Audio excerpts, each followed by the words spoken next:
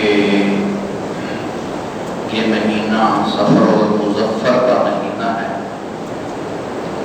اس مہینے کو سفر الخیر بھی کہا جاتا ہے۔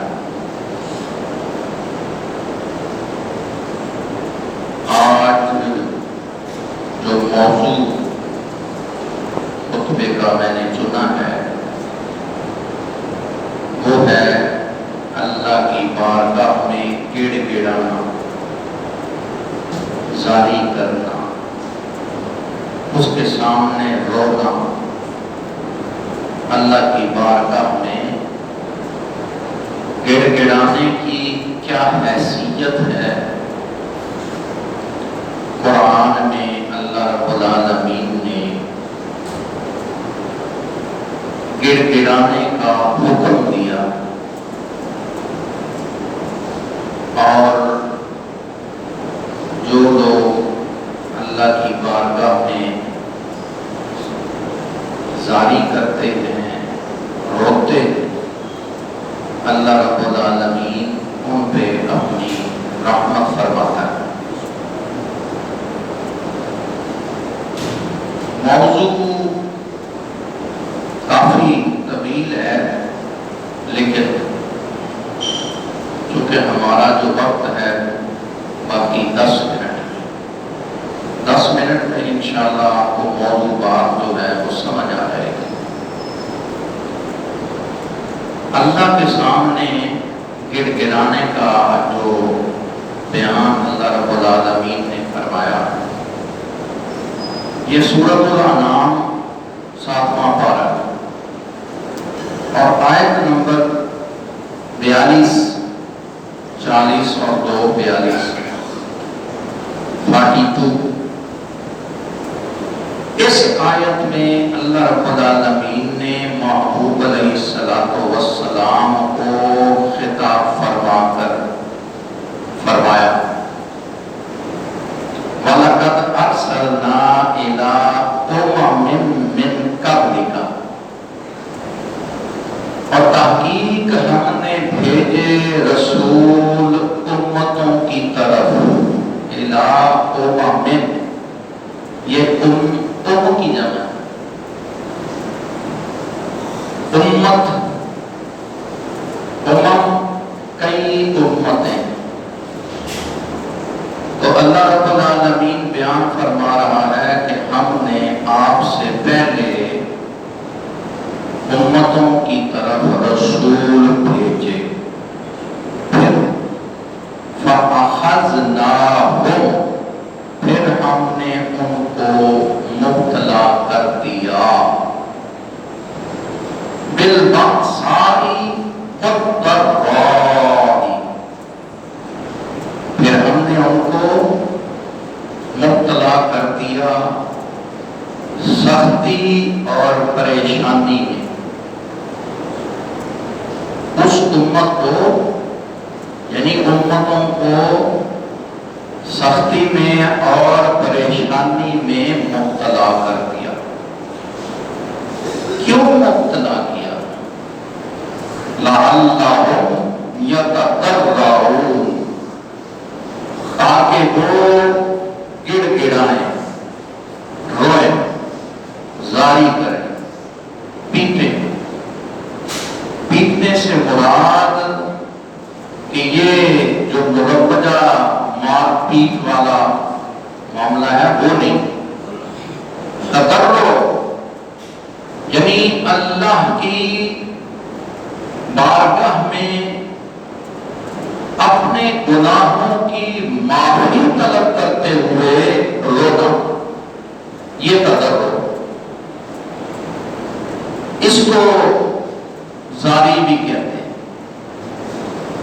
اب اس آیت کریمہ کے اندر اللہ رب العالمین نے جو باتیں ہمیں سکھانے کا حکم دیا ہے محبوب علیہ السلام کو، کہ آپ یہ بتائیں کہ آپ سے پہلے جتنی بھی امتیں آئی ہیں ان امتوں پر بھی اللہ رب العالمین نے تنگی اور پریشانی بھیجی۔ اور یہ تنگی اور پریشانی بعض اوقات اللہ رب العالمین چاہتا ہے کہ میرے بندے، جو بہت سارے ایسے لوگ ہوتے ہیں کہ جو اللہ کی فرما برداری کر رہے ہوتے ہیں اور بہت سارے ایسے ہوتے ہیں وہ نہیں کر رہے ہوتے۔ اب جب اللہ پاک کوئی ایسی کوئی آفت یا کوئی مصیبت یا کوئی پریشانی بھیجتا ہے جو تقریباً بہت سارے لوگوں کو وہ پریشانی گھیرتی ہے، تو اس میں ایک مقصد یہ بھی ہوتا ہے تاکہ دوسرے لوگ بھی، یعنی جو نیک لوگ ہیں وہ بھی میرے سامنے روئیں اور گڑ گڑائیں۔ وہ احکام کی بجاوری کر رہے ہیں، احکام پورے کر رہے ہیں، فرما بردار ہیں، نیک ہیں، صالحین ہیں، لیکن اللہ چاہتا ہے کہ جو فاسق و فاجر لوگ ہیں ان کے ساتھ ساتھ نیک لوگ بھی میری بارگاہ میں گڑ گڑائیں، روئیں۔ اور پھر جب نیک لوگ رو کے دعا کرتے ہیں تو اللہ رب العالمین اپنے پیارے حبیب کریم کے صدقہ سے جو گناہگار ہیں ان کی بھی بخشش فرما دیتا ہے۔ اور یہ جو مصیبتیں آتی ہیں، جو پریشانیاں آتی ہیں، یہ موضوع میں اس لیے بیان کر رہا ہوں کہ ہمارا پاکستان اس وقت سیلاب کی زد میں ہے۔ سب لوگوں کو پتا ہے، تقریباً پاکستان کا جو بہت سارے لوگ بہت اچھی طرح اس کی ریشو کو جانتے ہیں، 50 یا 60 یا 70 یا 80% کم از کم پاکستان کا جو خطہ ہے زمینی، 80% پاکستان کا حصہ زمین، آپ سمجھ لیں اس میں کچھ اونچ نیچ ہو سکتی ہے، یہ کنفرم فگر نہیں ہے۔ تقریباً 80% پاکستان کا زمینی حصہ جو ہے وہ سیلاب کی زد میں ہے، اور بعض رپورٹوں کے مطابق 3 سے 4 کروڑ لوگ متاثر ہوئے ہیں، 3 یا 4، اس میں فرق ہو سکتا ہے، یہ کنفرم فگر نہ سمجھیے گا، بہرحال مختلف رپورٹیں، تو بہت سارا نقصان ہوا ہے۔ تو یہ اللہ رب العالمین بعض اوقات ایسی مصیبتیں یا پریشانیاں اس لیے بھی بھیجتا ہے تاکہ ہم اس کی بارگاہ میں روئیں، گڑ گڑائیں اور اس سے توبہ کریں کہ یا اللہ جو ہمارے بھائی اس مصیبت میں مبتلا ہیں ان کو نجات عطا فرما۔ اور اس میں بڑی ایک نکتے کی بات، بعض اوقات اللہ رب العالمین مومنوں کو ایسی مصیبت کے ذریعے سے شہادت کا درجہ عطا کرتا ہے۔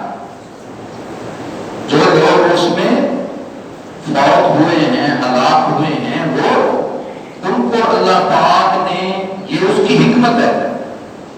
ہم سمجھتے ہیں نا کہ بڑا نقصان ہو رہا ہے، بڑا یہ ہو گیا، اس کی کوئی خاص حکمت ہے، وہ بہتر جانتا ہے، لیکن بتقاضۂ بشریت ہمیں تکلیف ہے اور ہونی بھی چاہیے کہ جب دوسرے مسلمان بھائی کسی تکلیف میں ہوں، رسول پاک صلی اللہ علیہ وسلم نے ارشاد فرمایا کہ دوسرا مسلمان اس کو محسوس نہ کرے تو اللہ رب العالمین اس کی تکلیفیں دور نہیں کرتا، بڑھا دیتا ہے۔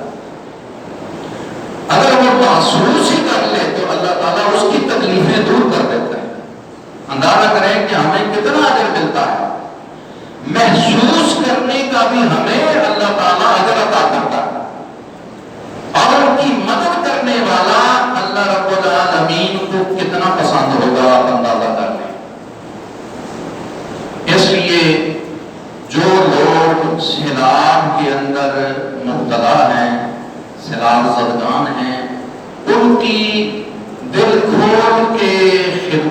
کرنی چاہیے، ان کی مدد کرنی چاہیے، وہ ان کے بھائی ہیں۔